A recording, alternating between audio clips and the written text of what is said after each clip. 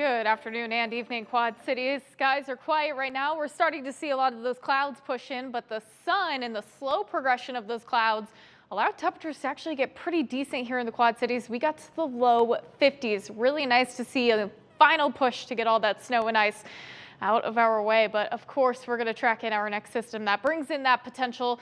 You can kind of see where that cooler air is starting to filter in off to our north. Again, that's all part of that system that's going to make its way.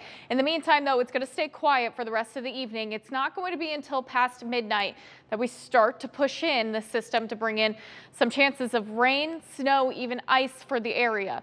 So right now we have a winter weather advisory that's going to start at midnight tonight, last until noon tomorrow, mainly for areas on the Iowa side. We could see this expanded towards Whiteside County, maybe even Carroll County later on this evening. We'll keep a close eye out on it.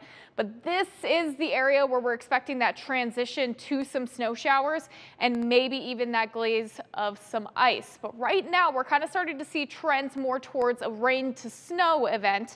You can see this on Future Track. As we start to get closer to midnight, 1 a.m., some areas now down near Peoria, Burlington, starting to see some of those showers progress in. Once we get to your Friday morning commute, we'll see that rain progress off to the north. But again, around 4 or 5 o'clock, that's where we're going to have to watch for that transition to maybe some snow showers. Going to be really dependent on those temperature profiles along and north of I-80 to see that transition.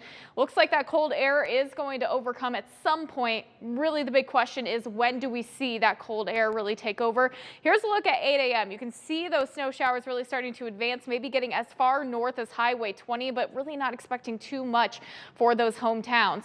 Once we get to Friday afternoon, though, we'll start to see those drier conditions left over with cloudy skies. Should see temperatures progress into the upper 30s for us.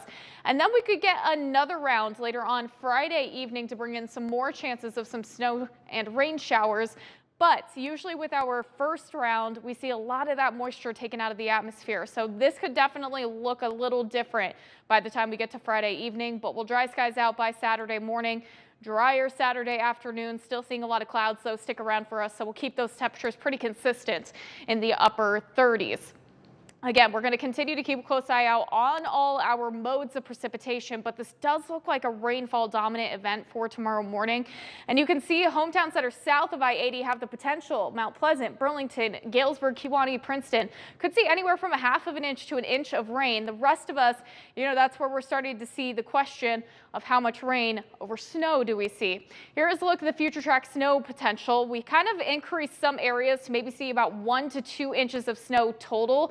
Again, we really got to watch out for those temperatures and how soon we see that transition. Something we'll keep a close eye out on, but be sure you're planning for a little bit of time to make your travels tomorrow morning.